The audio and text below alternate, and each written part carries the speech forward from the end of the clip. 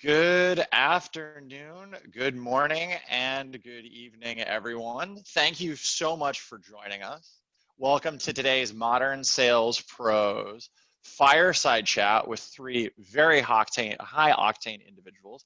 Today, we're going to be talking about the presence and future of sales ops and enablement.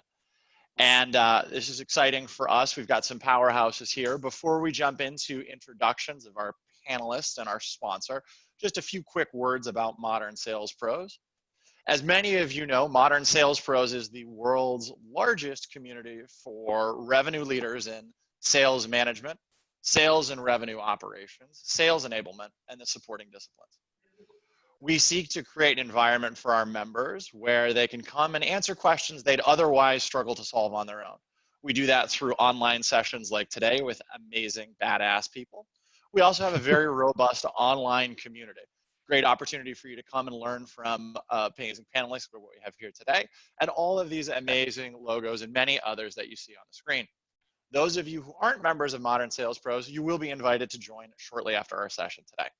And our topic today wouldn't be possible without the sponsorship of the team at Spekit. So I'm going to hand it over to Mel from Spekit to say just a few words. Hi, everyone. Thanks so much for joining today. For those of you that haven't heard of Spekit yet, we are a digital enablement and adoption solution that was specifically designed to make your reps as productive and self-sufficient as possible. And we do that by reinforcing your sales playbooks, your tool training, your processes directly in-app in the tools they use every day.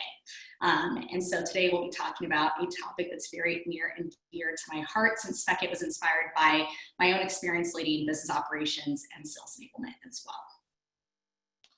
Awesome, and we are excited. And Mel, it's also from all of the MSP family, a happy birthday as well. Thank you for joining us here today. Woohoo! But let's learn actually a little bit more about our panelists here. So Mel, give us a little bit of background. Please introduce yourself to the to our audience here today. Yeah, absolutely. Hi, everyone. So I am one of the co-founders and CEOs of Spekit. My background, most recently previous to Spekit, was leading business operations, so Salesforce, business technology, sales enablement at a fast-growing technology company called Realty Shares. Went from 15 to 150 employees in right around under 2 years, and so have seen a lot of the growing pains around enablement and productivity and onboarding that many of us here today face. Hi, I'm Brett. I'm the general partner at Bonfire Ventures. We invest in B2B companies at seed stage. Prior to Bonfire, a couple decades of operating experience at software companies. And hey, my name is Pete Kazanjy. I am one of the founders of Atrium. We make sales performance analysis software that helps sales managers, leaders, and ops staff be amazing at data-driven management, namely by doing performance analysis for them. I'm also one of the founders of Modern Sales. And prior to all this, I started a recruiting software company called TalentBin that was acquired by Monster Worldwide in 2014. And that was kind of my entry point to the world of modern data-driven sales and sales operations. Subsequently, I wrote a book on it called Founding Sales on startup sales. Awesome. Panelists, thank you so much for joining us. Just 2 housekeeping notes for our attendees. First, the recording will be made available once it's done. Zoom, pending any outages, generally turns those around in about 24 hours. We'll have that out to you guys as soon as it's available. Second, please do use the question and answer panel. We've got a very, very dense session here today. Use the Q&A panel. With that, you can comment, you can upvote questions. There's a very real chance we won't get to all the questions today, but by submitting it, it does give us a chance to follow up with you afterwards with some great content or perspective on whatever your question may be. So with that, let's jump into this. Let's go. Let's talk about the present and future of sales ops and enablement. And Brett, let's start with you here. You've been doing sales ops kind of forever. Salesforce was a key driver of sales ops and the rise of that discipline. Can you talk about that? Can you give us a little background and what's changed over time? Sure. I guess to talk about the present and the future, we have to talk about the past. I joined Salesforce in 2003 as the first VP of, I don't know, I think we call it sales strategy and operations, when there was no existing playbook for running SaaS companies. Remember talking to Mark, I was there about 30 days, and he's like, we haven't trained anybody in like a year. Can you pull a boot camp together, like 2 weeks, and we'll go train like 50 people? So that's where we were with Salesforce. If you really think about the role of the sales operations function, prior to Salesforce, it was a back office function. It was probably a pretty miserable place to be, often mired within the IT org, trying to get Siebel or other things to work. It was basically a support and enablement function that no one was actually very happy with you. And I think if you really chart Salesforce's success, if you think about the energy, if you've been to a Dreamforce, because the energy makes no sense, right? These people are gaga crazy, they'll get tattoos, and it's basically a rented Oracle database with some screens and tabs. But the reason that is because with Salesforce, it enabled the entire sales operations function to move from a reactive to proactive function, about driving success along with marketing and sales. To the point, like I can't think of a high-flying, sustainable software company right now that doesn't have amazing sales ops team. And what I always tell when I talk to sales ops people who ask for career advice, what they should go do, et cetera, first thing I basically say, if you're not driving revenue achievement, you're either doing something wrong or you're in the wrong job, you're at the wrong company. And so from my perspective, as I think about what has changed and what I expect people to do in sales ops, similar to what I try to do at Salesforce, which is if you're in sales ops strategy enablement, you should be driving what are the sales segments we focus on, what are the accounts we should be selling into. You should be driving what is the sales and buying process that makes the most sense. You should be driving the rep hiring model, like what hires, who do we hire, what segment, where's the 51st rep go? That is your job to figure out. How do we enable these reps to make sure they know what to, know, say, or do? And it's your job, in my mind, to drive that alignment with marketing, product, and product marketing to make sure that sales has what they need to make sure they have enough pipeline and what they need to drive close rates. Well, and I certainly think that's something we spend a fair amount of time in MSP talking about, the help accelerate and be a value add contributor to the revenue org.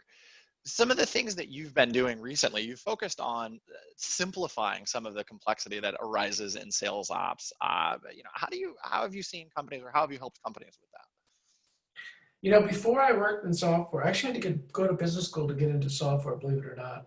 I actually worked in a manufacturing business that was like super complicated, like factory and finished goods inventory and lead times. A lot of us in software try to make everything seem super complicated. It's actually not. If you really think about software, you're essentially selling a dream. Yeah, there's software, but you're basically trying to sell a dream to a buyer around a pain that they have. So I do my best to try to simplify it. I also do it because I'm lazy and don't want to tell people the same thing 15 times over and over again.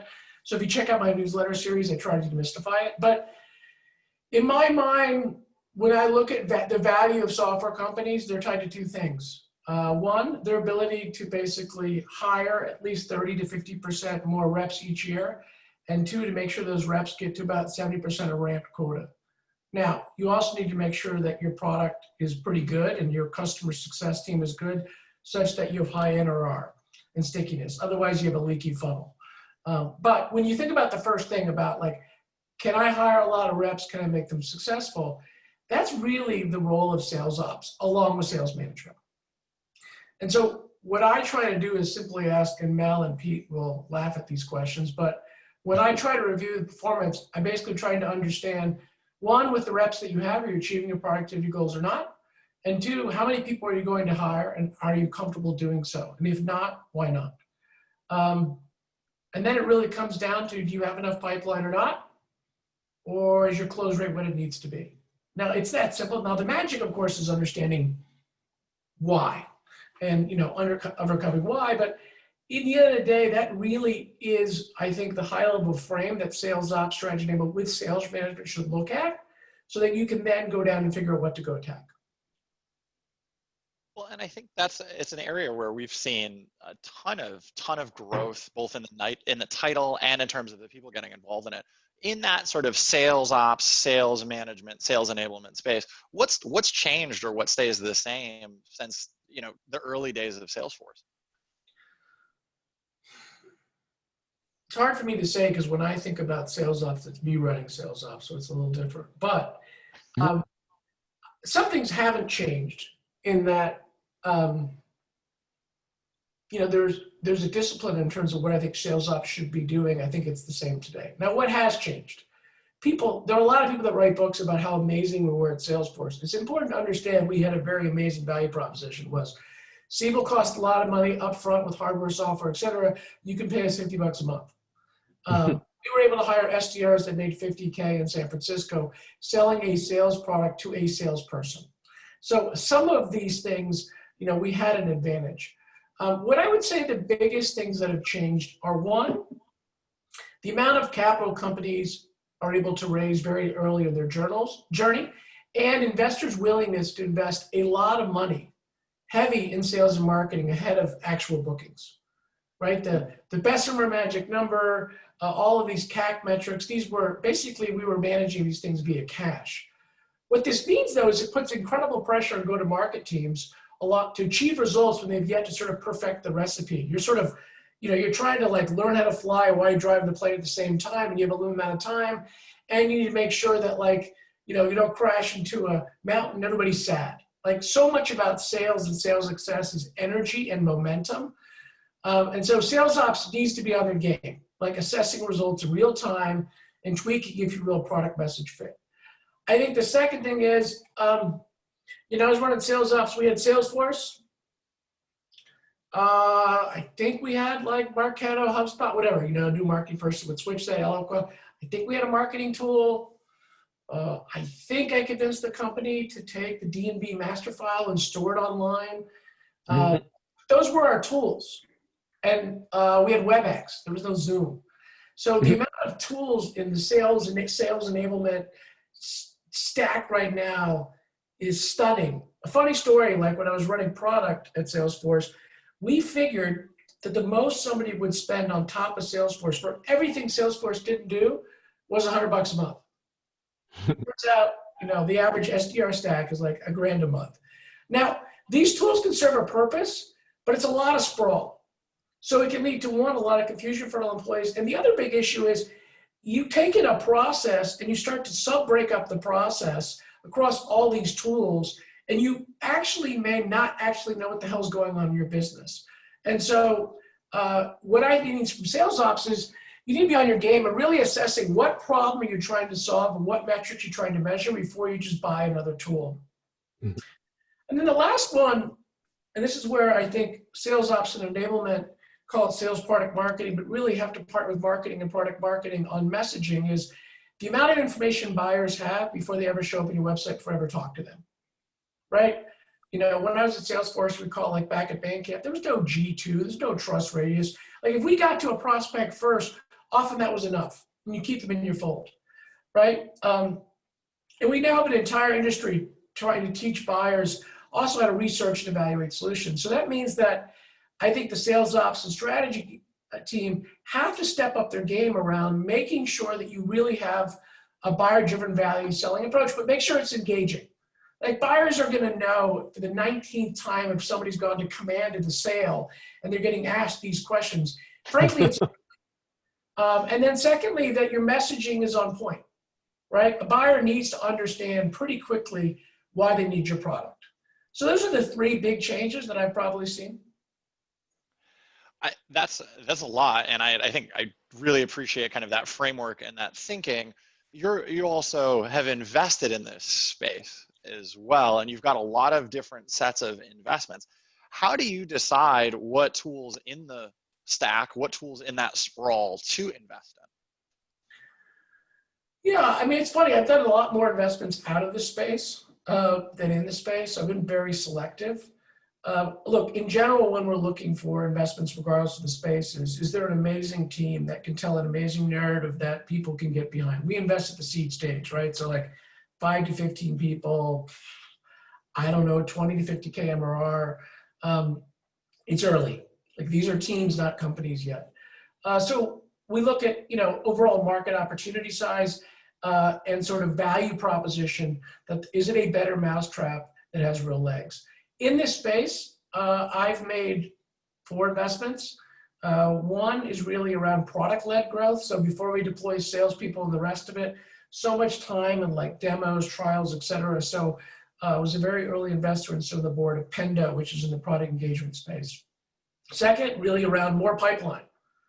How do we effectively create more pipeline and invest very early in outreach? And the team that Manny, they're building, if you will, the console and platform for SDRs to deliver sort of very effective outbound messaging. Third, with Bell's company, really thinking about more effective reps, right? If you could go to your VP of sales and say, listen, of our 100 existing AEs, I can increase productivity 10%, and of the 40 AEs, I can increase our onboarding by a month, they'll say, sign me up. And so Spekit, what Mel's working on is how do we make sure that reps have the contextual knowledge they need to kind of do their job in the moment, as well as navigate their tools, right?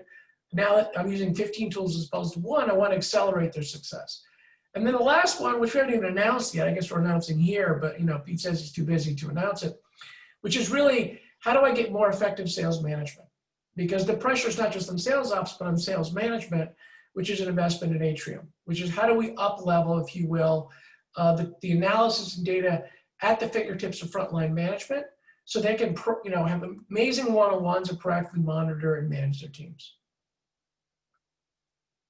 I feel like, Brett, we're due for another session just based on that introduction. I feel like we could pull on that for a lot of different directions. I think what you're saying is I'm going longer than you want. I think is what you're trying to say. I love it. And you hit on a lot of great things in there. And I want to actually dive into this rep enablement component, right? Sales managers are got 1,000 things going on. Pete's too busy to even announce the investment. But when we think of the role of a sales manager, and we think about getting reps successful, it's a pain in the ass. There's a bunch of other things that you have to do. So let's talk about that a little bit. Mel, what have you seen as the big issue or issues around getting reps up to speed, getting them going, and keeping them sharp? Well, I think piggybacking off of what Brett was saying, there's just a lot more tools that people need to learn, right? He was mentioning there's a ton around like your marketing stack, your sales stack. Most companies have, outreach and Zoom info, but at least 5 or 6 tools that are uniquely customized to your business that reps need to get up to speed on from day one. So even if they've used Salesforce before, they're having to use your sales prep or learn your sales process, your workflows, your fields, your terminology. And then if you look at just the competitive landscape, a lot of companies have a lot more competitors. And so there's just a lot of information that reps need to really get up to speed on from day one. On top of, especially in this environment, things like digital fatigue, right? You've got reps sitting on 6, 8, 10 Zoom calls per day. How do you convince them at 5 p.m. to sit in that, additional hour-long training on the latest change you made to your sales process or to your sales methodology? And so that's really like our philosophy, which is like, how do we just make it easier for reps to be self-sufficient? How do we make it so that, any information they need, whether they're learning a tool, trying to understand your sales methodology that they just came out of a 2-day boot camp on, and find that information directly in their workflows. And we're seeing, across our customers, we serve, on the higher end customers like Southwest Airlines and JLL. So, large companies that have a lot of different teams using their tools and their processes in different ways. And then we've got smaller technology startups that are focused on ramping reps at a, hard to describe speed. And so really looking at how can we partner with these organizations to best help them, especially in this new environment where there's more pressure than ever on sales enablement teams to help their reps be self-sufficient, because that shoulder tapping and that, in-person Zoom opportunity just isn't there. And I think that's a big challenge, and we see that discussion a lot in MSP. Recently, in the more recent post-COVID era, or post-initial shock of COVID era, like what's changed or what's going on in a recent environment? I think, the conversation that I've had with a lot of my peer founders and, our customers or for our prospects is that, come March when COVID came to be, a lot of companies had to go back to the drawing boards and completely rethink their businesses, rethink their go-to-markets, right? If you're in SaaS, it's likely that a lot of your pipeline was coming from in-person live events, right? If that one channel that you were relying on disappeared, there's a lot more pressure being placed on your demand gen teams as well as on your SDRs. For us, like our SDR channel ramped up big time in Q2 because we had to make up for that pipeline. And so, our focus came to making sure that our sales teams were really equipped with the right kind of messaging. We're saying, reaching to the right people, getting really clear on our ICP and our personas. So we spent a lot of time just like really going back and rethinking some of this and, talking to some of our customers. Like, again, different industries have been hit to different extents, but Southwest Airlines is one of those industries where like it completely changed their business, right? Their business teams were remote for the first time, right? They used to have information that spread across 5 different systems, and their number one priority came to what happens if we see a 30% decrease in our customer base, but more so what happens if we see a 30% on top of that in our productivity. And so the number one like topic of conversation I see across all of our customer base, my peers, is how do we maintain that productivity and keep everyone aligned around all this change that's happening on a day-to-day in our business. Well, I'm going to jump in just for a quick sec. Mel's being polite. I think she's undersold a little bit of what, I know we're not trying to hawk product here, but I think she's underselling the contextual power what Spekit offers. Everybody in the room, when you run your first week your boot camp and you try to jam in the 1 hour of tools training that used to be just Salesforce, but now it's 15 tools, they don't pay attention. And if they did, it wouldn't matter because they have no context to stick because they actually haven't run a deal or done some prospecting, etc. I remember having to do that. And so if you really think about the value of Spekit, what mission Mel and Zari and the amazing team are on is when a rep needs to do something, the ability to serve up that knowledge in either how to do their job or how to use a tool, and builds a true habit. And so no longer will this occur where you're actually trying to do something meaningful in sales ops and you get a call and it's the top rep who says, I can't put a quote together. Will you stop everything and put the quote together? And you sit there and you're like, I really shouldn't do this, violates everything I do. But then there's this quote. And then, when I help the quote, he sends a nice thing on Slack and he sends me like cupcakes through Sendoso. Like that won't happen anymore. So if you want those, maybe you like cupcakes, but if you want to get out of that dilemma, Spekit is your friend. I appreciate that. And I think, one trend that we're seeing a lot is that customers are having to completely rethink how they're rolling out technologies like Salesforce, right? Salesforce isn't a tool that you probably bought in March and you're rolling out in May, right? The reality is it takes, several months, depending on the size of your organization. Not only is, on day one you're rolling out, there's a lot of training, but that's going to just constantly change. Every time you're adding new business lines and you're rethinking your sales process. And so that issue of to your point, Brett, how do you keep people and productive and reps finding the right answers, but also how do you think about kind of future-proofing that future roadmap that you have to make sure that your reps and your team is going to remain aligned as your processes and tools are constantly in flux in the process. And I think there's an important role for sales ops to play as part of all of that. And I think there's also the role of the manager, right? There's a lot of work that managers have to do to make sure that their folks are getting successful. So Pete, let's chat a little bit more about that. How do you make a sales manager more effective when the most common promotion path is you're the top AE and we just fired the last sales manager that wasn't successful? Yeah. Well, I think so one of the big things to really appreciate in kind of the change of old school sales to modern sales is really Brett and his buddies at Salesforce. They kind of screwed us all insofar as now by virtue of the fact that information about sales processes can be orchestrated and captured in a CRM, which as Brett so eloquently points out, is kind of a glorified database, a rented Oracle database.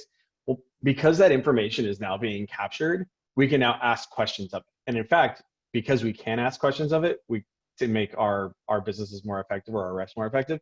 Now all of a sudden the requirement becomes that you actually have to ask questions of it and essentially do analysis. And so, Brett, when was the first version of Salesforce? When did that ship? Was it 15 years ago or 20 years ago? How old and busted are you guys?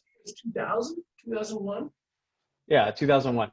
So I think the thing to kind of think about here is like Salesforce has only been around for 20 years, right? And so before that, what you had was like Siebel, and even before that, you had Goldmine. So like information never got captured into those CRMs, like, you know, especially at a granular level. So the fact that you now have the ability to actually capture this information, really like that begets a new strength on the part, new muscles on the part of sales management.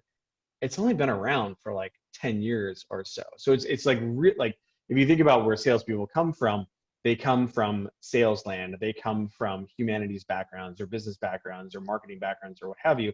And so now all of a sudden there's this incumbent requirement that people get good at math.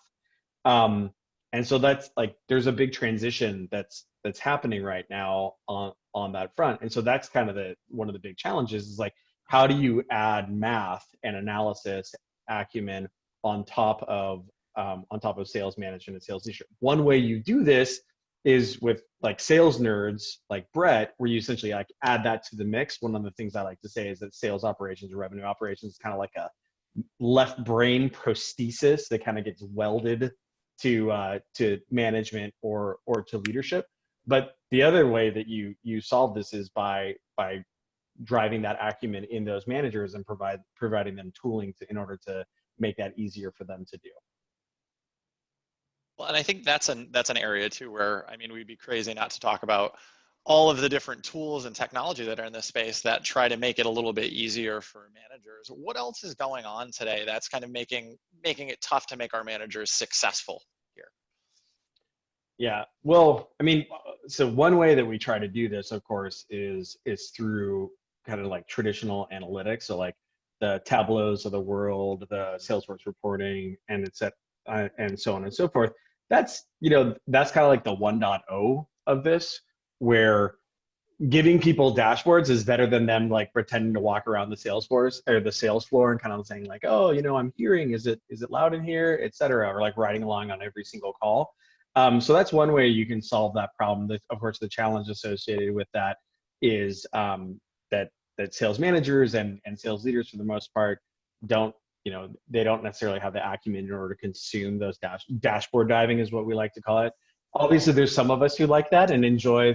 I just bought I have a 3-year-old, and I just bought him a bunch of Where's Waldo and I Spy books the other day. And so, there's pouring through Where's Waldo in order to find where Waldo is, and there's like pouring through a dashboard in order to figure out like which AE is like shit in the bed. And some people like to do that, and some people have the acumen to do that. It's usually about a 5% case there. I think the big thing now in kind of like a work from home environment, it makes it all the more problematic. We've got SDRs working from home, AEs working from home, and so like management by walking around, you kind of can't do it anymore, right? And I think that previously, managers were resistant to this, who were resistant to being data driven and really kind of getting their arms around these things. They're kind of having a pretty rude awakening right now. That, yeah, like this has been coming for a while, and now it's really time to get on the train. Yeah, may I just jump in? Hey, Pete, sorry, Mel. Like, we all know sales managers, right? Like, there's two forms of sales management. There is the amazing individual rep that got promoted, and sort of tends to be sort of what I'll call deal review manager, and will like be super rep.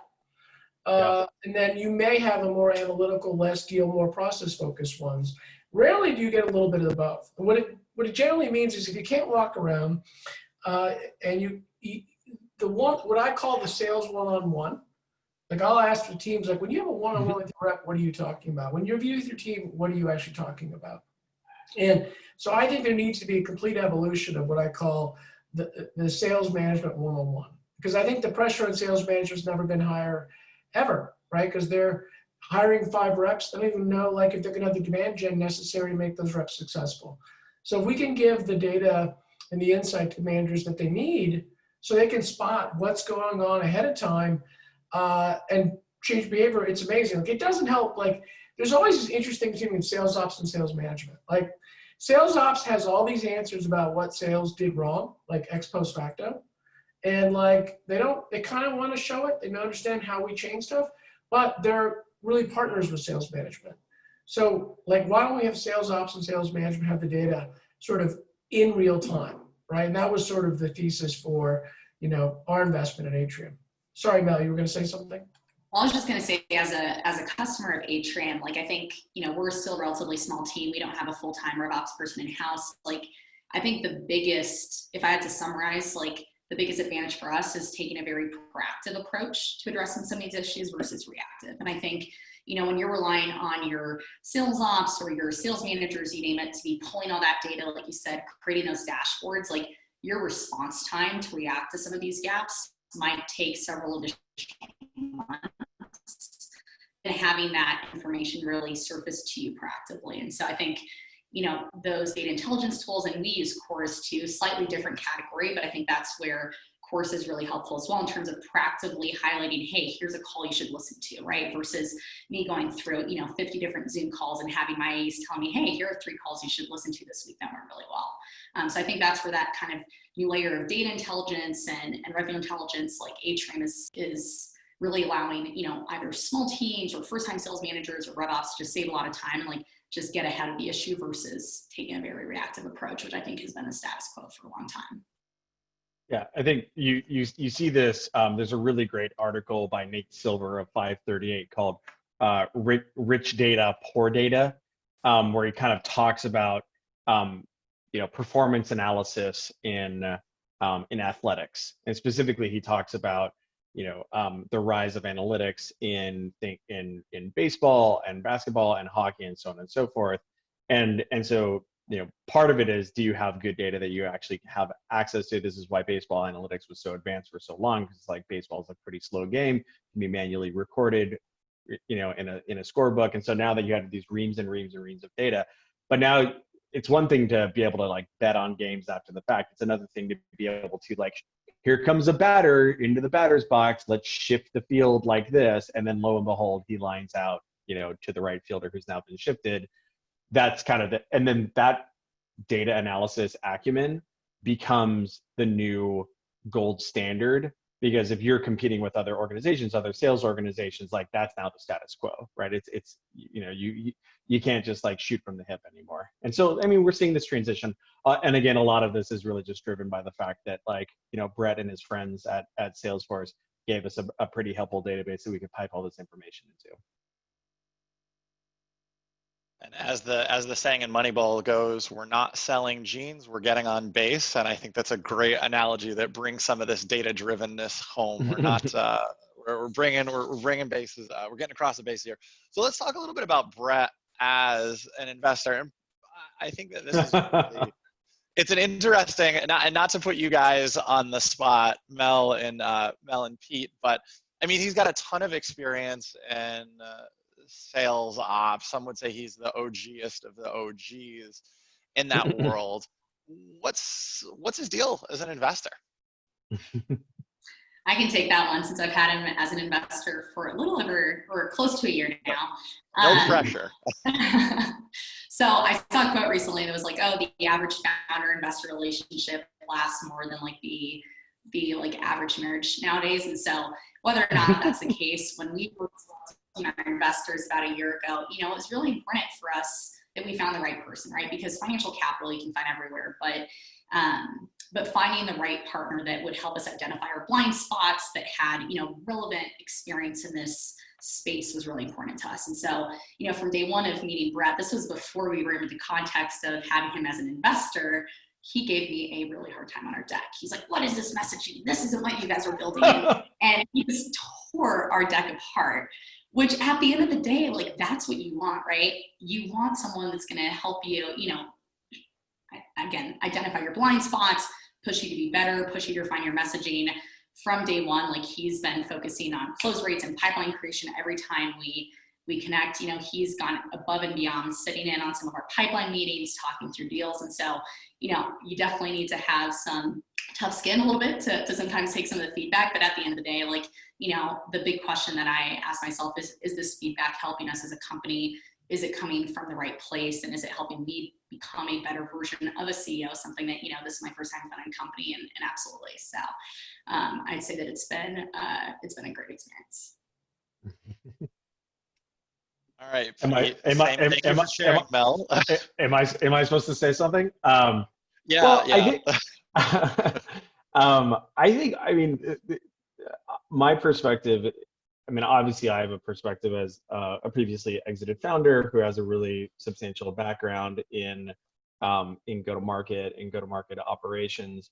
I also happen to do a fair amount of angel investing, early stage investing as well. Brett and I are co-investors in a number of kind of go-to-market tooling companies.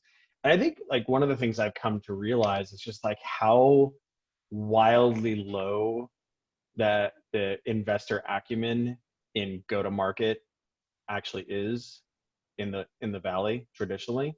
And you know, there's like a whole industry that exists around like celebrating investors like on stage at, you know, rah-rah conferences or what have you. But then like when you kind of like dig into it, there's it's maybe not as deep as you would maybe have being presented to you. And I think that that's, you know, something that Brett really has in spades is, you know, ran sales ops at Salesforce for 10 years or what have you, and like has really been there and done that from an operator standpoint, and, you know, worked on a bunch of products at Salesforce as well, you know, worked on the Marketing Cloud acquisition. So, you know, it's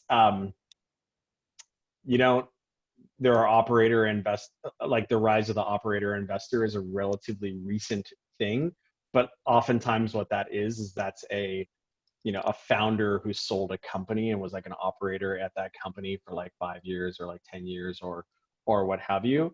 But that's kind of like their own, like they didn't run a large part of Salesforce, for instance. So I think that that's been something that's really differentiating there. The other thing I will note is that Brett's network is pretty sick if you're selling into go-to-market land, sales operations land, sales leadership land, et cetera, et cetera. And so we actually have an investor lead source dashboard. So we have 3 subtypes, so like, you know, investor referral subtype, Bonfire, investor referral subtype, other investor. And Brett likes to, you know, laugh about the fact that he dunks on all the other investors with respect to new op generation, new pipe generation. So that's a nice little bonus too. Don't get me wrong. I'm 5'6". I'm not doing a lot of dunking. This is the way that you can dunk. I thought they were going to say, Rich, it's like a nice warm bath. You know, I think for me, what I try to work on with companies, I'm looking 3 to 5 years down the road, and it's about scaling, right? How do we move from a great idea to a great team to an amazing company? And I think, you know, given that I spent 19 years, the 2 fastest growing software companies in the respective decades, it's really interesting to wrestle through that. I remember running product, and we were trying to invest in the Force.com platform. And meanwhile, like PRM didn't work. It was like the 7th version of forecasting. We had 6 different iterations of contests, tasks, activities. Email migration didn't work. And Mark was pushing to make a large investment in the platform of the App Exchange, and the sales team was all upset. And I remember Mark saying, you know, never overestimate what you can do in a year, but don't underestimate what you can do in a decade.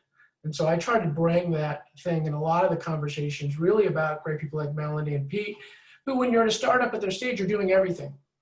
And it's really about them not doing everything and then dialing it back and bringing on great people so they can scale. And I try to do that as pleasantly as I can, but you know, sometimes I fail. This is phenomenal. This is great. Look, we promised the audience we talk a little bit about the future. We've heard a lot about the present, how we got here, how we think about this. but let's talk just a little bit more about what we think is in store for sales ops. So how do you even think about what's next for sales ops? If you were starting from scratch, how would you plan your org? And Brett, let's start with you on this one, just given the amazing experience you've had. There's some questions I didn't really get. Like, I guess there's a new world, rev ops versus sales ops, and there's different ops orgs. And I'm like, I didn't know all these different ops orgs. I mean, in my mind, there was sales ops around sales. Rev ops, in theory, there was a marketing ops person and a services ops person. And so then if they all work for the same person, I guess that's a unified function. And then I guess there's finance ops, which at some point I did run all of the ops orgs, not just sales ops, but I obviously believe in a very powerful proactive sales strategy and ops organization. That's my belief, right? I believe you're the co-pilot with the head of revenue on driving revenue success. These are the functions, jobs to be done, I think they own, and then maybe we can ask Pete and Mel, otherwise I'll just dominate this conversation on where you would start from an order perspective. I did respond on the Q&A. I was listening to him. I'm a good active listener. I was just helping respond to questions at the same time. The way I think about an org is, what are the jobs to be done? Like, number one is, what is our go-to-market model? What does the sales pod look like? What segments are we focused on? And who do we hire against that? I believe that sales strategy and operations has to drive that with sales management. Two, how do we make sure the reps that we have on board know exactly what to say or do? So that's where you have to drive and own enablement. Sometimes they're different functions, but early on, I don't like these split functions. I would like sales bootcamp enablement as part of sales strategy and operations.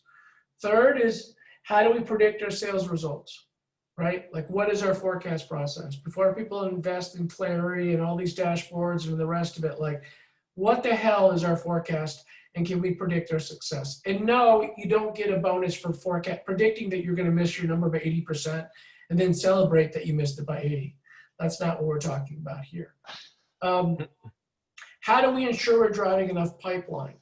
And so really driving, if you will, what I call a pipeline council between the sales development, and marketing functions. How are we paying our people appropriately around compensation? What are the underlying processes that we need systems for? You notice I didn't start first with that. Based on the answers to the others, so this is what you call tools, like Salesforce, Outreach, the rest of it. How do we ensure we have the answers we need on our overall performance to guide us forward? This is really important when it comes to tools. The number of times I would visit Salesforce customers, they're like, oh, the reps won't use it. And they'd pull up an opportunity page and there was 50 fields for rep to fill out. And I was like, hey, when you bought Salesforce, like, what were the 2 or 3 metrics you were trying to like improve? Because then that's what we would measure. And they were like, oh, we never asked ourselves that question. We just didn't like see them. I'm like, oh, okay, that's not very helpful. Just because things are easy to customize doesn't mean you should.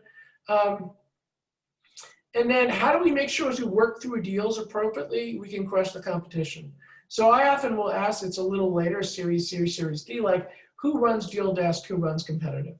You'd be surprised the number of high-flying unicorns that don't have a dedicated CI function, which I don't fundamentally understand. So it could be in sales ops, sales strategy. It could go to product marketing, but often in these companies, product marketing is nascent as well. So in my mind, those are kind of the jobs to be done. We can start in a sequence, but that's how I look at a modern, successful rev ops, sales ops function. If it scales to rev ops, then you think of what are the appropriate things on the demand gen side. If rev ops incorporates success, you can think about similar models there. But that's sort of how I think about it. But that was a lot. Mel and Pete? I think one thing to just kind of add there is, I think you see like sales operations having historically been focused on rep enablement. Like, we got to have outreach or sales loft in place for our SDRs or what have you. We got to make sure that there's good validation rules in place for op ownership, et cetera. We're capturing the right information. I think a thing that organizations are now moving towards is, what is the manager? Like, how do we give our managers superpowers? because having a sales operations org that kind of like sits in the middle and like owns all the data and owns all the information, and it's good from it can be good from a like accuracy standpoint, but the problem is like you can end up in a situation where sales operations is like the critical path, and it's the constraint on managers being able to manage their business, or RVPs being able to manage their business. And so being like a product manager that delivers functionality to managers, and again, functionality that is like appropriate for them as opposed to like appropriate for the sales nerds in sales operations, but at the same time being able to devolve that such that those folks who are responsible for the boots on the ground are able to react and manage appropriately. Yeah, the only thing I'd add to that is, I think, especially, for those of you that are listening that are early on in a company and you're really truly building this function, from ground up, just looking at your existing team, right? Is your marketing leader more of a brand and events and product marketing? Are they more on the marketing ops side, right? Where that initial rev ops team might need to take some of that marketing operations responsibility on. Are they, is your sales leader more operational? Are they deep in the deals? Like, getting a really good pulse on who your existing leaders are and what those skill sets look like will help you decide whether you need someone that's much more focused on like the kind of planning and strategy and forecasting and capacity planning, or someone that's going to just go in and implement all the tools. And that's going to be influenced by, the existing team that you have on hand, as well as really, your deal cycles, your business as a whole. So that would be the only thing I'd add if you're really starting this from ground up. I think there's a lot of great points that were made in here, and I just want to repeat some of these back because it's an important topic for our audience here today. The first is really understanding what problems you're going to solve before you start to invest in tools to solve those problems, and understanding what success looks like. Often overlooked, right? Mel, I love your point. Like, take a look at the people you got, figure out where the weaknesses and the strengths are, and then what gaps you're trying to fill. And then also recognize, and I think this is a theme we've hit on a couple times around RevOps, the name is in the title, folks. Sales ops, revenue ops. Don't forget that. You don't own the data for owning the data's sake. You own it to accelerate the rest of the business. I'm going to move on here, and I'm going to start to talk, because we talked about tools a little bit. Let's chat just a little bit more about stack planning. Working from home now, companies are growing, business is moving along. How should folks think about planning for a stack in a fully work from home or a mostly work from home environment? And we heard a lot from Brett at the beginning last time. Mel, let's actually start with you on this one and just give us a little bit of perspective here. Yeah, so I think there's a couple different ways to look at it. One, you're going to want to make sure that you have the right communication tools in place, right? So whether that's something like a Slack or Teams, email, having very clear guidelines around what tool to use for communicating what kind of information, right? Whether it's company level information, process level changes, etc. So communication is obviously important. Visibility is huge. So I put kind of Atrium in one of that categories. I put conversational intelligence tools. Like, that would be my number one guideline. If you don't already have a conversational intelligence tool, like a course or a GOM, like as a both sales manager, but also as a leader in a company, it is so invaluable for us to be able to use those tools to guide, to train and coach our reps. Like, I just hired a new sales leader recently, had all these playlists created for him, and he was able to fully get onboarded out of the comfort of his own home versus me spending hours and hours and hours demoing the same thing over and over again for him. So I think conversational intelligence is kind of this emerging category, as you can see from Gong raising, what was it, like $200 million a couple weeks ago. But to me, that's a game changer. And obviously, from an alignment and enablement standpoint, depending on the size of company you're at, if you need more of a product marketing, like CMS sort of solution to accelerate your deals, or whether you're looking for just a proper kind of knowledge or training solution. But I think knowledge is becoming more and more of a topic of conversation that we're seeing across the board. And obviously we've got a little bit of bias there, but super important. I love it. I love it. Pete, what else would you want to think about as you think about this, building the ideal work from home stack? I think the thing I would comment on here would be less around tooling, and I'm going to steal from Brett here. Like, start with the kind of the fundamentals first. and just make sure that your operating rhythm is nice and tight there. Because oftentimes, one of the things that we've found as we've gone to a work from home environment is there's all this little connective tissue, like even like, walking across the sales floor and giving high fives, or somebody gets off a phone and they like spin in a circle and they're stoked, and kind of the organic hearing that you like, sales call hearings that you have going on. All that stuff is absent now. And so just really be intentional around what that operating rhythm looks like. So as some examples there, our operating rhythm is we have a 9 a.m. we have a 9 a.m. stand up every day on Slack, not on Mondays because we have a sales team meeting on Monday.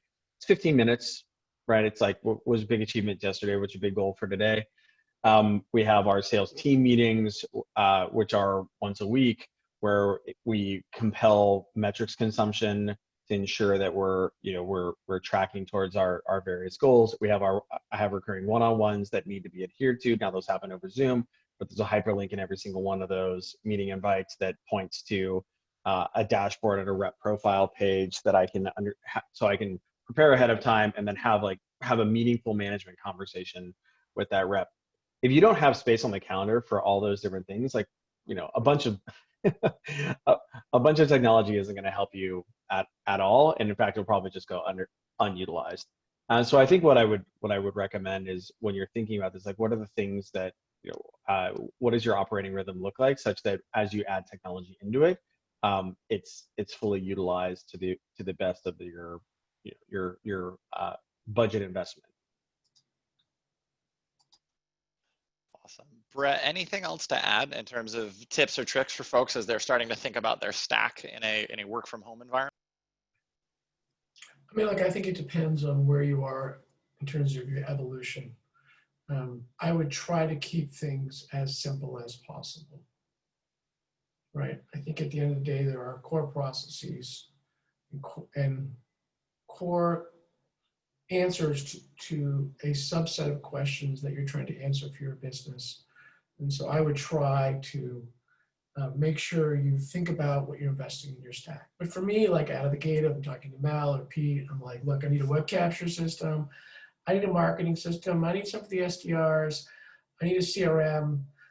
At some point, we need a data source for account prospecting and scoring. Get going. At some point, decide, well, what are we going to put a CPQ in? Right, and then we can think about some Spekit stuff or embedded enablement and Atrium when we're large enough. But that's generally it. And then I do make sure that people are thinking about, as they sort of wrestle with, do I have a free trial? Is it a freemium? If that's a part of your strategy, making sure you have the answers up front so you can kind of look at the cohort analysis. The interesting ones really in those types of businesses is, when do I inject a human into that? And it's much better to have data. But I don't think it's super complicated. I think that makes a ton of sense. All right, last question here as we bring it into the final stretch. Obviously, a little pandemic going on right now. I'm sure we've all noticed, chatted about the work from home part of it a little bit. But let's talk about what you guys are seeing both in your sales orgs and what you're seeing in your customer sales orgs, and what your sense is. What's going on from a velocity standpoint? And Pete, let's start with you on this, and then we'll roll through. Sure.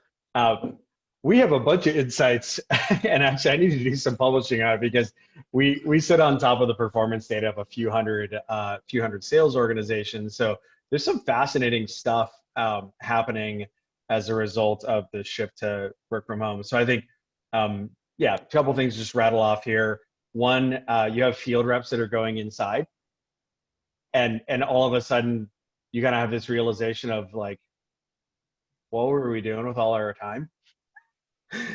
Because you have field reps who spent Lord knows how much time on planes, trains, and automobiles in order to have 5 customer facing meetings a week or what have you, and now it's kind of like Jiminy Christmas, wow, look how much extra utilization I can get out of. And so part of that is, was there a lot of upside to all those planes, trains, and automobiles, given the fact that I can have 3 times as many meetings?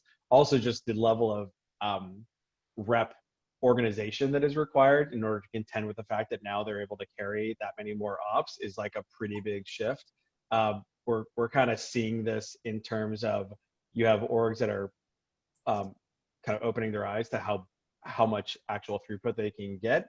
The flip side of that is you're seeing reps who, as a result of even inside reps who now, instead of having 5 meetings a day, can have like 6 or 7 meetings a day because they lost the commute on either side. Well, so you kind of get the like kid at a buffet effect going on a little bit, like, oh wow, I want some of this and I want some of this, and then you get these bloated pipelines that are not necessarily being managed well. So you actually see this rise in untouched opportunities, and kind of like a deterioration in pipeline hygiene. So those are some of the things that we've seen. We've also seen organizations whose business just hasn't been impacted at all, but have actually made like reduction in force decisions that they actually had to unwind 2 months later. That was really shocking. So you have some organizations who do have really negatively impacted businesses, and that's unfortunate. You have other organizations that kind of like rift first and ask questions later, if you will. Where if you had looked at their leading indicators of like first meetings across reps or opportunity advancements as like deals are moving through the pipe, there actually wasn't any deterioration in those leading indicators. And so it was kind of unfortunate. It was like definitely a foot shooting exercise there. So those are some of the things that we're seeing. And of course, the thing we talked about previously around management really started to understand, like, holy mackerel, I guess I really got to get my act together. That from a data-driven management standpoint, that's been something that's been very helpful for my reps, insofar as we have people who just come to Atrium and they turn on their data access. It takes them like 5 minutes to go, and they're on their merry way. But yeah, those are some of the things that we're seeing across all of our customers.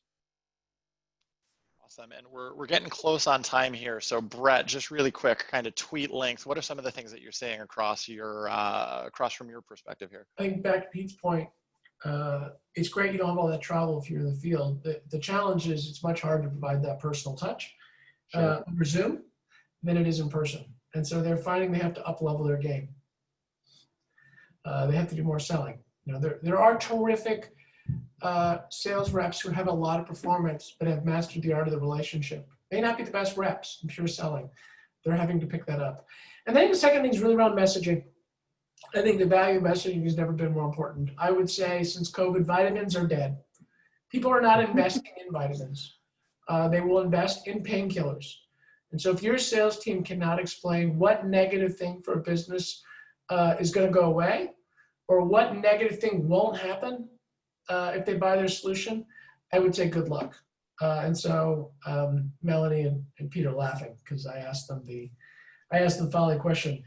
Have your reps ask the customer, what will happen if we don't buy your product? So I think that's a big thing. And so I think in this time, I expect sales ops, sales enablement to drive hard sort of this messaging conversation. I think that's it. I love the painkiller analogy. Mel, what do you think? What's changing? What have you seen across the different sales orgs that you touch and get perspective on? Sorry.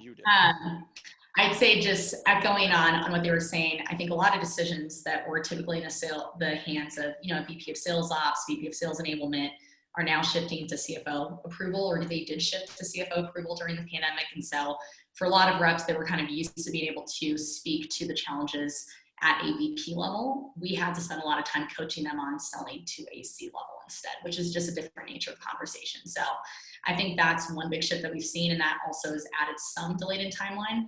But I think to Brett's point, like we've seen some, customers that we thought originally were a good fit just take forever to make a decision. And then we've seen some buyers buy, 450 users in 5 business days, right? And so I think like the lens that you have on your messaging, on your ICP, on your persona, how you're educating them, upfront before getting to your website is super important, as well as before they even get into a conversation with your rep. So I'd say luckily we're relatively industry agnostic. So we've seen companies across all different levels, some kind of put hiring freezes just because they wanted to wait things out a little bit, and some be severely affected where their businesses have changed completely. So I think it really depends on the industry overall. Well, we did it. We're perfectly on time. Yay. Pete and Mel, I know you're all very, very busy, and thank you so much for sharing your time and your perspective here today on behalf of the 19,000 and growing MSP members and all of our folks that were here today. Thank you all so, so much. Stay safe and have a wonderful rest of your Mondays. Thanks, Rich. Thanks for keeping us on time. Thanks so much, everybody. Take care. Thanks. Bye.